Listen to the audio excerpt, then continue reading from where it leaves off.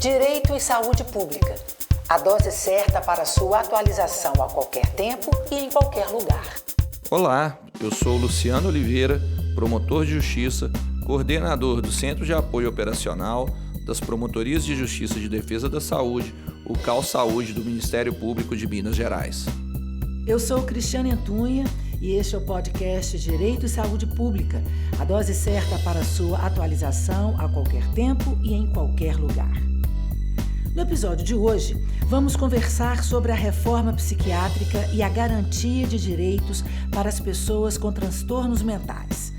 Durante muito tempo, a atenção à saúde para a pessoa com transtornos mentais era orientada pela segregação e busca pela normalização dos comportamentos dos pacientes, trazendo como consequências violações de direitos humanos.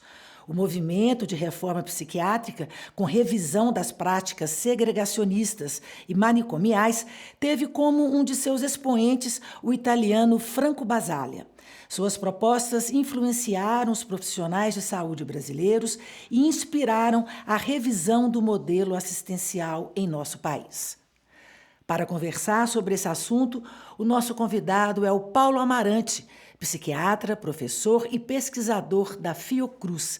Muito bem-vindo, doutor Paulo. É uma satisfação, doutor Luciano e Cristiane, poder estar participando desse podcast do Ministério Público de Minas Gerais, num momento tão importante de mês da luta antimanicomial, mês de maio, 50 anos do movimento da psiquiatria democrática italiana, criado por Basaglia, fez o primeiro congresso em 22 e 23 de junho de 1974, em Gorizia, e também do centenário de Franco Basaglia. Esse ano, Franco Basaglia estivesse entre nós, faleceu muito jovem, aos 56 anos, estaria completando 100 anos. Então é um momento muito importante, é uma honra para mim poder participar desse programa com vocês.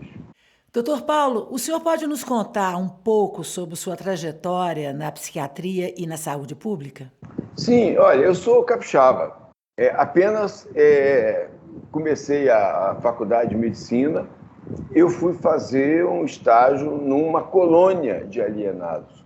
Esse nome depois me instigou muito, né? Porque colônia de alienados, tem as colônias penais, é curioso, a colônia de Barbacena, a colônia do Juqueri, a colônia de Jacarepaguá, né? Eram projetos de apartheid, projetos de exclusão de pessoas que sairiam da sociedade como um todo, do coletivo, iriam para agrupamento de pessoas da mesma espécie, colônia de agricultores, colônia de penais. Então, tinham colônias e colônias, né, de vários momentos. Mas, de qualquer maneira, esse termo me instigou, me abriu um questionamento, porque colônia, inclusive, por causa dessa ideia hoje tão preocupante da colonização, né, da dominação de outros povos, de outros países, a dominação econômica, ideológica, linguística, etc., que nós questionamos. E eu fui trabalhar em torno da colônia Adalto Botelho, do Espírito Santo, e fiquei impactado, porque eu tinha o sonho de ser um médico, eu tinha aspirações democráticas, libertárias, né? Pelo meu estudo, eu gostava de ler jovem, Nietzsche e filosofia de uma maneira geral, e fiquei muito surpreso ao ver aquela instituição. A primeira sensação foi de uma derrubada de um sonho, de um local, do papel do médico, vendo aqueles médicos tão institucionalizados quanto os pacientes, quanto os internos, pessoas abandonadas, seminuas, famintas, em situação de total abandono. Escrevi, inclusive, algumas memórias sobre isso, né, no livro Lugares da Memória, e contos, inclusive. Eu sempre tive essa, digamos, verve literária, escrevi um conto sobre os internos desse hospital. E resolvi sair do Espírito Santo, achando que aquilo era um atraso ao Estado, que era um Estado pequeno, de economia frágil, fraca, poucos médicos naquele hospital. Acabei mandando uma carta à direção, fui convidado a me retirar da instituição. Eu falei, eu vou para o Rio. Resolvi acabar minha formação médica no Rio de Janeiro E aqui fui trabalhar nos hospitais e descobri que eram exatamente iguais. Então, aí eu comecei a pensar que não se tratava de falta de recursos, de um equívoco, de um desvio da função daquelas instituições, mas, pelo contrário, que seriam as suas funções fundamentais. A gestão da exclusão, dos riscos, da miséria, da pobreza, das pessoas que não tinham recursos. E aqui eu pude ter acesso a pessoas, a outros profissionais mais críticos, e ao trabalho de Michel Foucault. Michel Foucault tinha acabado de vir ao Rio de Janeiro, fez as históricas conferências sobre a história da medicina e da medicalização aqui no Instituto de Medicina Social da UERJ, onde eu fui estudar. Então, saí da linha da psiquiatria, mais ou menos clínica, tal, para uma visão mais de saúde mental, coletiva e tudo. E descobri isso, assim, para mim, né, me revelou que essa instituição, aquele Hospital Geral de Paris, a hospitalização, né, o termo hospital não tinha essa conotação de instituição médica, mas sim de hospitalidade, de caridade, de filantropia e também de assistência e controle social, né? Serviços de assistência social nesse sentido, albergues, abrigos. Esse era o Hospital Geral de Paris, que Foucault chamou de um grande enclausuramento ou a grande internação. O que eram as pessoas, quem eram as pessoas que estavam internadas aí? Eram pessoas pobres, migrantes, negras ou indígenas, latinos, asiáticos, desempregados de toda a ordem, do leste europeu, que fugiam lá do conflito, lá do pós-guerra, e eram pessoas para os quais o Estado não tinha políticas públicas de proteção, de defesa, de promoção da vida como um todo. Então, eram desfiliados, como dizia o Roberto Castel. Isso, para mim, foi revelador. E até hoje, quando eu olho as chamadas cracolândias, entre aspas, as chamadas comunidades terapêuticas, entre aspas, os hospícios, os manicômios judiciários, né, que hoje tem um nome mais pomposo, né, Hospital de Tratamento, Custódia, Terapia Psiquiátrica, mas quem são as pessoas? São as mesmas. São pessoas que não estão ali porque são doentes. Né? E encerrando, né, eu pude conhecer e conheci pessoalmente Franco Basaglia. Franco Basaglia, quando teve a primeira vez no Brasil, em 78, né, eu conheci a obra dele, o trabalho dele. Quando ele entrou em Gorizia, que ele fundou o Movimento Psiquiatria Democrática, ele se deparou com isso. Ele falou, olha, isso não é um local de tratamento, é um local de segregação, é uma instituição de tortura, é uma instituição de violência, né? E as pessoas que estão aqui são pessoas de uma mesma classe social, são pessoas desqualificadas pelo Estado, pelo poder público, desprotegidas. Então, o que nós temos que fazer não é humanizar tratamento, melhorar o hospital, mas sim superar e criar outras formas de lidar com essas pessoas que não passam só pela medicina, pela psiquiatria, mas por políticas sociais e públicas. Essa é meu orientador da minha trajetória de vida, foi a partir daí. Muito bom, professor. Eu queria então saber do senhor, o senhor pode definir para a gente, trazer aqui para o nosso ouvinte, o que significa, né, como se construiu o movimento de reforma psiquiátrica brasileira e o que ele propõe, né, quais são as suas principais diretrizes?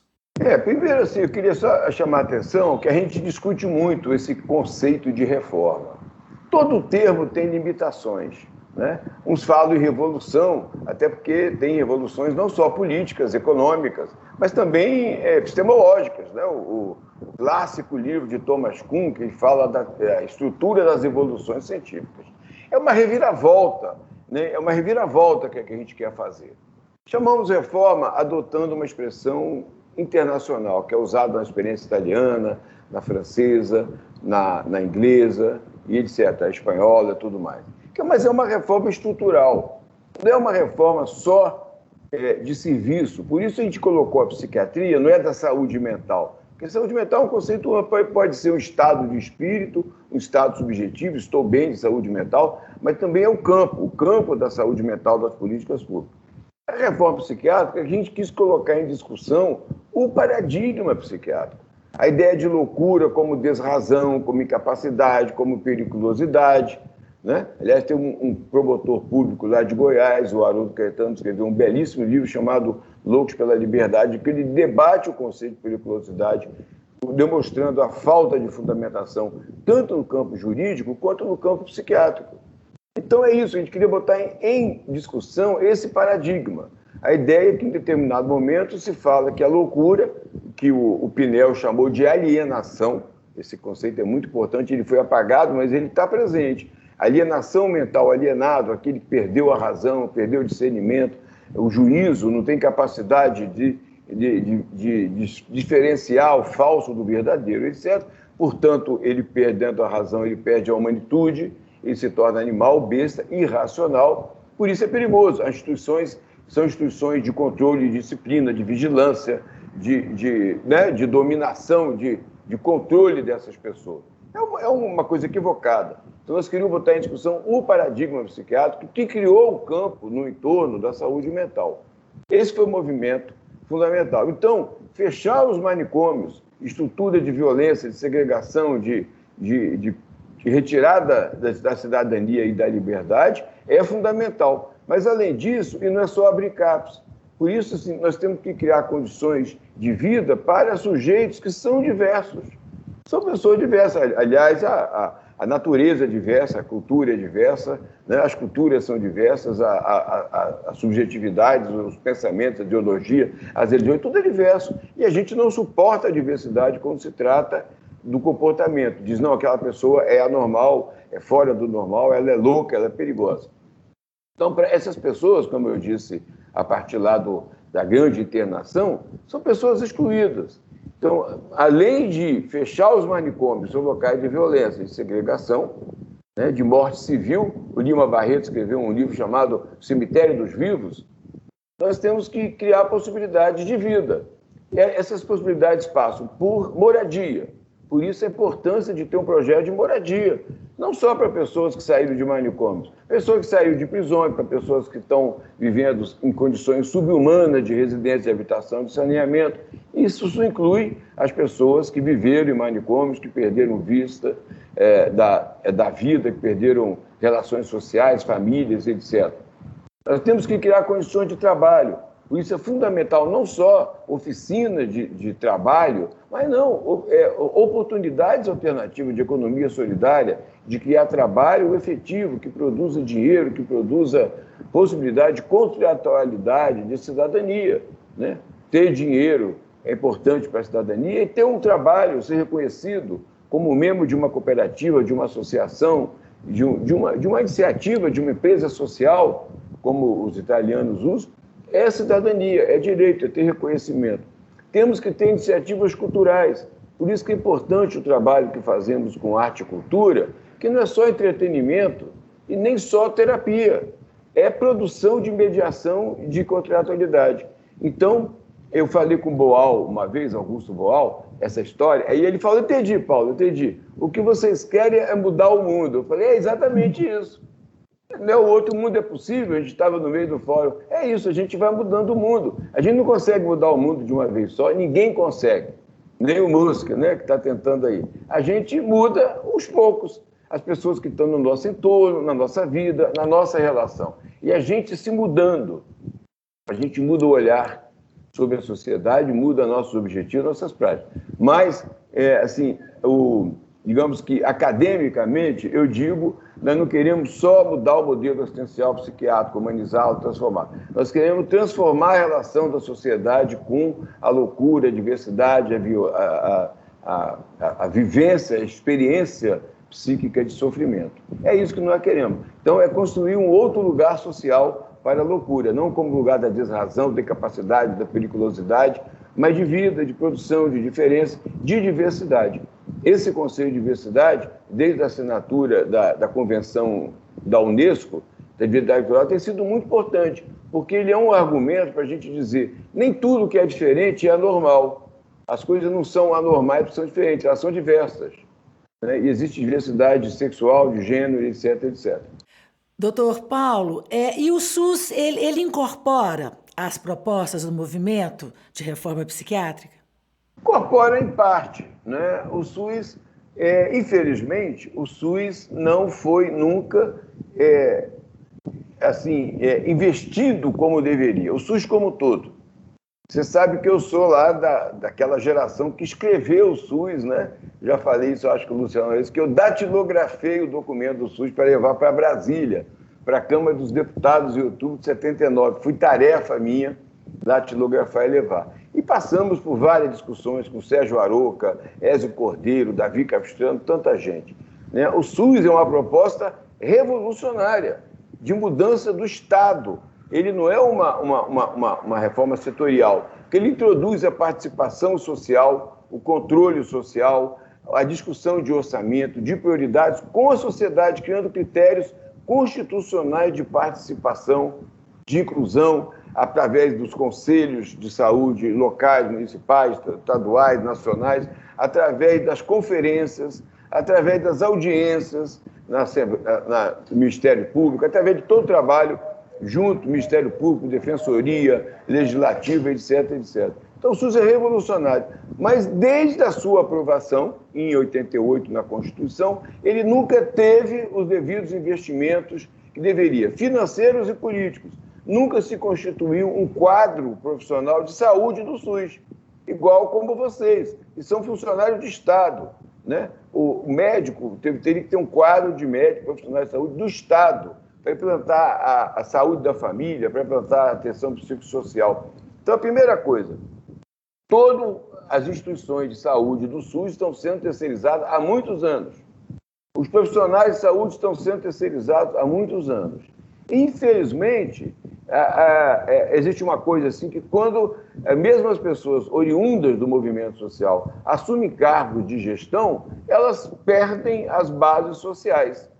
Agora mesmo, no Ministério da Saúde, o Departamento de Saúde Mental, nasce com uma proposta, surge o nome, a proposta, de ser uma construção coletiva, porque nós falta no movimento da reforma psiquiátrica aquilo que nós conseguimos nos primeiros anos, uma participação social efetiva. O movimento ia para a rua, ia para os serviços. Por isso, nós conseguimos mudar a área da saúde mental, e construímos um sujeito social coletivo. O sujeito coletivo, que é o movimento da reforma psiquiátrica, os movimentos de luta antimanicomial. Infelizmente, isso foi se perdendo, né? É como que se as lideranças que se tornam gestores soubessem mais ou menos o que nós queremos e não precisam mais de contar com nossa participação. Para encerrar isso, eu vou lembrar o que o Arouca dizia. A participação social não é para escutar a comunidade e depois voltar para o gabinete e elaborar e executar as propostas. A participação social é para fazer é para fazer junto. É esse ato de fazer, de construir junto, é que muda substancialmente a proposta da reforma sanitária e da reforma psiquiátrica. Professor, estou muito contemplado aí na sua fala, principalmente para trazer aqui para o nosso ouvinte, né, que não tenha a vivência histórica, né, aí a presença, né, ainda que pelas suas referências, pessoas como Sérgio Arouca, né? Acho que quem quer estudar sobre saúde, quem quer trabalhar com direito à saúde, precisa realmente ir atrás dessas referências.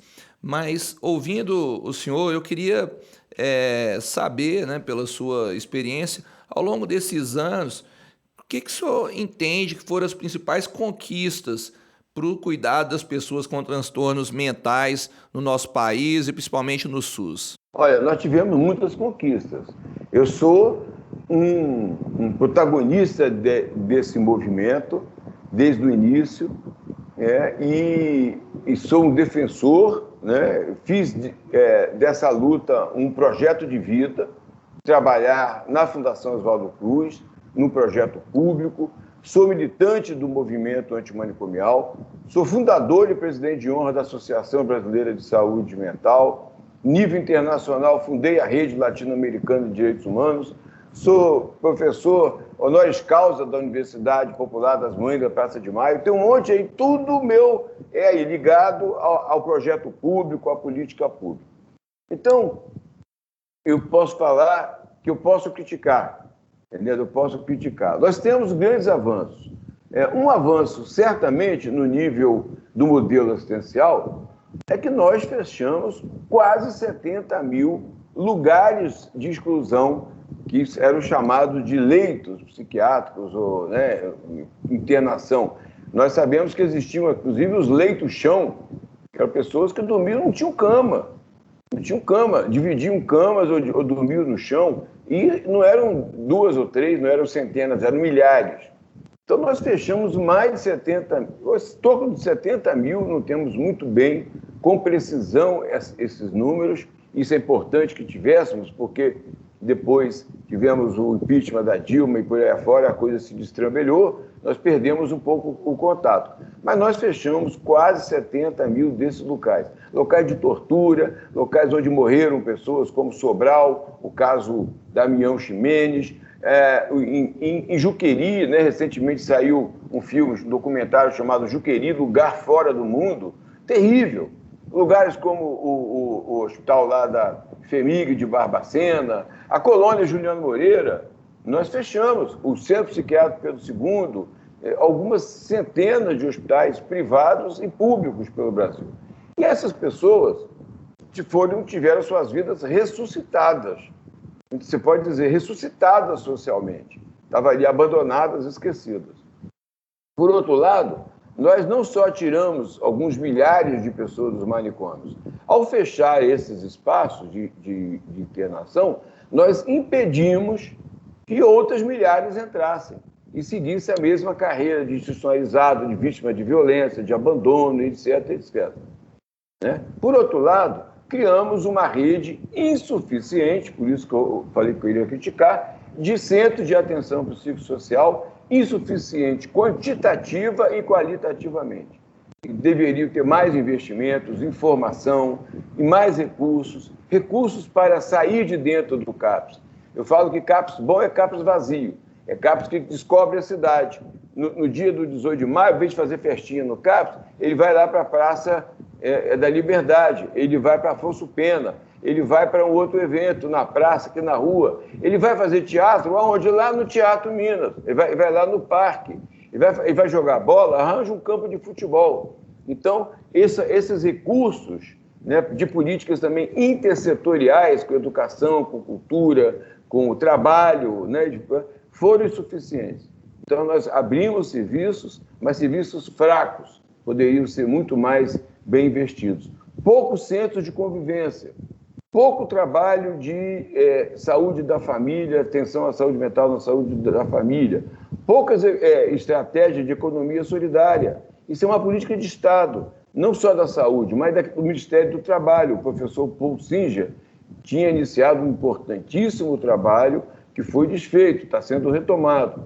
Então, nós tivemos grandes avanços. O avanço maior que eu acho que nós tivemos na reforma psiquiátrica, que foi também o que tivemos na reforma sanitária, foi termos criado um sujeito coletivo social defensor da saúde como direito, defensor do SUS. Você viu agora na pandemia, com todo o ataque do próprio governo ao SUS, a campanha anti-vacina, a campanha negacionista, os profissionais do SUS botaram o jaleco, vestiram a camisa e foram para as casas. Está aí aquele filme Onde Falta o Ar, Quando Falta o Ar, né? Tem o filme também do Silvio Tendler.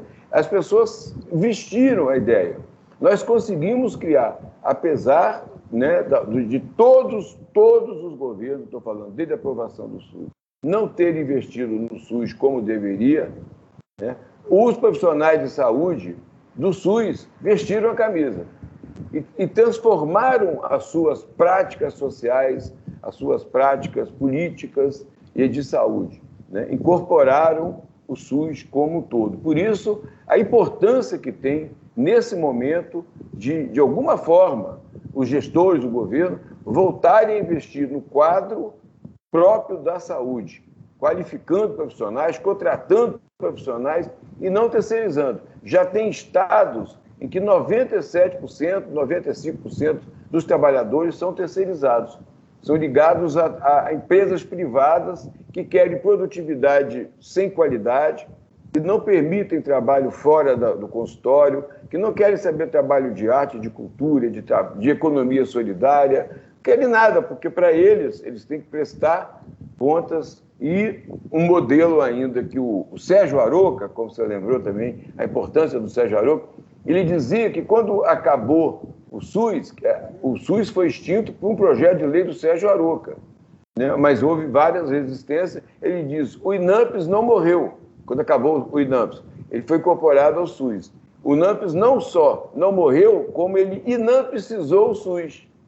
O SUS passou a adotar o método de pagamento não mais por convênios globais com a Secretaria de Saúde, por resultados no campo da saúde, mas sim pelo modelo de pagamento por unidade de serviço, por procedimento. Isso foi um atraso. E até hoje, predominantemente, esse modelo de pagamento prevalece no SUS, e isso também tem que mudar. Mas tivemos muitos avanços, né? Ver milhares de pessoas saírem de manicômios, que estão em cooperativas, estão em projetos culturais, as escolas de samba hoje da luta antimanicomial são mais de 100, estão promovendo uma inclusão social impressionante, belíssima. Pessoas que eu conheci dentro de manicômios, como eu dizia, louco de jogar pedra, estão hoje compondo, dançando, cantando, tocando bateria, e é o ano inteiro.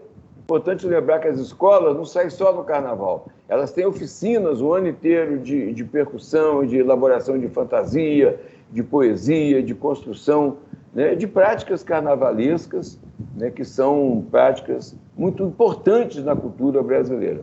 Tivemos muito avanço.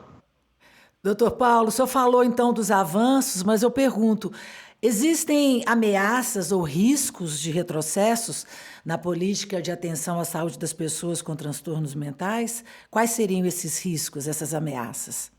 As ameaças são as mesmas.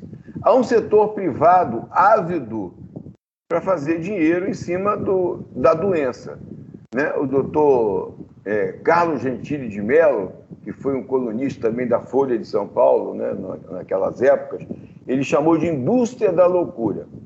Existem pessoas que aproveitam, criam, então, instituições. No último governo, elas estavam sendo realimentadas com mais recursos. Hospitais que estavam fechados ou quase fechados receberam injeção importante de recursos para abrir leitos, aquele mesmo modelo da internação, etc. Essas pessoas estão aí à cata, como urubus, esperando né? Por isso querem pegar o Ministério da Saúde, querem dominar as políticas, que estão ávidas para pegar o dinheiro do SUS para terceirizar ainda mais.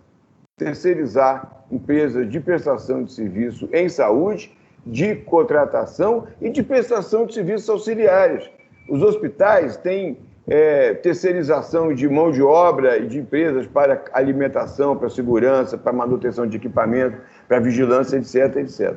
Existem as igrejas agora pentecostais e conservadoras que descobriram aí não só uma fábrica de dinheiro, mas também de fiéis, de votos, né, currais eleitorais, estão criando as comunidades terapêuticas, estão antes destinadas ao tratamento de pessoas com uso problemático por substâncias, agora já estão começando a internar crianças com problema de comportamento, pessoas com transtornos mentais, né, porque eles estão recebendo muita injeção de recursos, não tem controle nem público e nem social, nem do Estado e nem social. Então, esses são os grandes retrocessos. Tem outro retrocesso muito grande, que é o da medicalização, patologização, né, de associações profissionais, psiquiátricas principalmente, que recebem recursos grossos, enormes da indústria farmacêutica para patologizar as pessoas. Sofrimento humano. Cada vez mais se fala, as pessoas estão com depressão. Eu vi trabalhos recentemente muito preocupantes. Por exemplo, do aumento de depressão entre pessoas em Gaza, na faixa de Gaza, sem nenhum questionamento da guerra que está havendo lá, de décadas, de opressão, de violência, né, de falta de perspectiva, de pertencimento. A outra é de aumento de suicídio entre indígenas. Também questionando quais seriam os fatores psicossociais. Ora, os indígenas, se não tem a terra para eles, não é só para morar. A terra é a natureza, a terra é o pertencimento, os seus rituais, a sua estrutura cultural, né? Eles perdem as raízes, perdem a identidade. Então, isso é muito importante. Aí você patologiza isso, despolitiza todo o processo social de produção de pobreza, de sofrimento, que é patologizado como sendo um quadro psiquiátrico, individualiza. A culpa não é do modelo capitalista de exploração, do neoliberalismo, do desemprego. A culpa é do sujeito que tem um problema de recaptação de serotonina no nível da sinapse. E, além disso, ele se torna um usuário de medicamento. Além de ter o sofrimento causado por falta de políticas públicas ou por um desvio das políticas, né, como um todo, de produção de vida, etc., ele ainda se torna mais um consumidor. Então, não é à toa que o uso de medicamentos está aumentando muito. O uso de medicamentos associado, então, à patologização. A patologização está associada a uma ideia de uma psiquiatria que vê o sofrimento como algo biomédico, exclusivamente ligado ao corpo, ao distúrbio interno, e isso tem a ver com toda uma visão da psiquiatria. Por isso, a psiquiatria tradicional, mesmo daquele psiquiatra, ou mesmo entidade que não trabalha em hospício, eles são resistentes à reforma psiquiátrica, porque para eles, ideologicamente, o valor do manicômio ainda simboliza o valor da psiquiatria na sociedade como ordem social. Professor, para encerrar aqui, esse é um episódio especial para nós, né, que nós estamos destacando aqui o Dia da Luta Antimanicomial. Eu queria que o senhor, então, deixasse uma mensagem para os nossos ouvintes de celebração do 18 de maio. Olha, ótimo. O 18 de maio é uma invenção importantíssima aqui no Brasil. Nós queríamos marcar uma data, fazer uma data, que originalmente pensamos em 13 de maio, porque é a data da aprovação da Lei 180, a Lei Basaglia, na Itália. 13 de maio de 1978. Mas o 13 de maio no Brasil tem também outros significados, debates importantes, a questão da abolição ou não da escravatura, e nós acabamos também olhando no calendário e decidindo uma data que seria uma data livre, próxima, que fosse também o maio, por causa do maio da Lei 180, e que fosse uma data que nós convocássemos a sociedade a pensar sobre a questão da violência dos manicômios, da violência da psiquiatria. Redefinimos a ideia de manicômio não só como hospício. Manicômios são as práticas de segregação, de exclusão, de dominação, de rejeição, né, de não aceitação do outro, de não solidariedade com o sofrimento, a diferença humana. Então, o manicômio ele é mais mental do que físico. O manicômio são as práticas de exclusão. E nós, então, começaríamos nessa data do 18 de maio a comemorar e chamar, ir para a rua. Então, por isso, assim, não é uma data de fazer um evento em Brasília, igual o governo agora, atual, fez no ano passado um evento em Brasília, levou a liderança para Brasília. Não é a ideia estratégica que cada pessoa, na sua cidade, vá para a rua, vá para um espaço público, seja um teatro, a Câmara dos Vereadores, etc., que promova universidades, feira, faça uma passeata, vá para a praia, nós já fomos várias vezes, e iria provocar as pessoas, com folders, com camiseta, de perto ninguém é normal, vou ficar com certeza, maluco beleza, manicômio nunca mais, para provocar as pessoas a pensar a questão como todo do manicômio, da violência psiquiátrica. O dia ficou tão importante que ficou pequeno. Nós passamos a falar da Semana da Luta Antimanicomial, a semana que pegava depois o mês de maio.